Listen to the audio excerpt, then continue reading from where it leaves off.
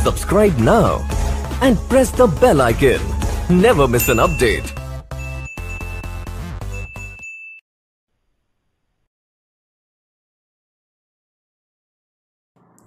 नमस्कार दोस्तों, आज हम बात करने वाले 1833 के चार्टर अधिनियम के बारे में।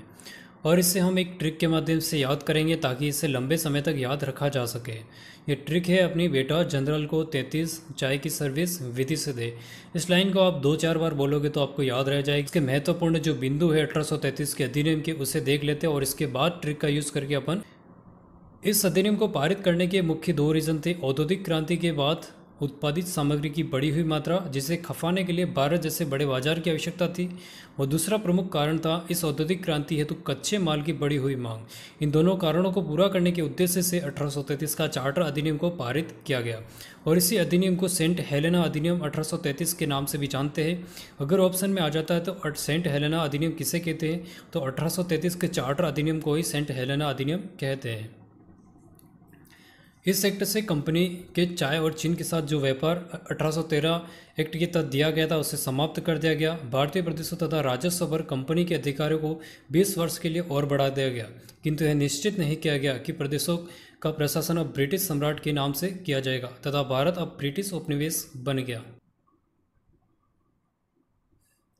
चार्टर एक्ट 1833 के अनुसार भारत में ब्रिटिश सरकार का वित्तीय, विधायी तथा प्रशासनिक रूप से केंद्रीकरण करने का प्रयास किया गया। इस एक्ट के पारित होने के बाद कंपनी को प्रशासनिक निकाय बना दिया गया। इससे पूर्व कंपनी एक व्यापारिक निकाय के रूप में कार्य कर रही थी। अब अंग्रेजों को बिना अनुमति पत्र के ही भारत में रहने, भूमि खरीदने की व्यवस्था कर दी गई। बंगाल के साथ मद्रास, मुंबई तथा अन्य अधिकृत प्रदेशों को भी भारत के गवर्नर जनरल के नियंत्रण में कर दिया गया। इस एक्ट के बाद से सभी कर गवर्नर जनरल की आज्ञा से लगाए जाने लगे तथा उनका व्यय भी उसी की मर्जी से होने लगा। इस एक्ट के अनुसार गवर्नर जनरल की परिषद ही भारत में कानून बना पाएगी तथा मद्रास और बम्बई की कानून बनाने की शक्ति समाप्त कर दी गई। गवर्नर जनरल की परिषद की संख्या को पिट्स इंडिया एक्ट के द्वारा 4 से घटाकर 3 कर दी गई, जिसे पुनः वापस 4 कर दिया गया था। आइए जानते हैं कि इस ट्रिक का यूज़ कैसे करना और इससे याद कैसे रखना है। बेटा जनरल को 33 चाय की सर्विस विधि से दे।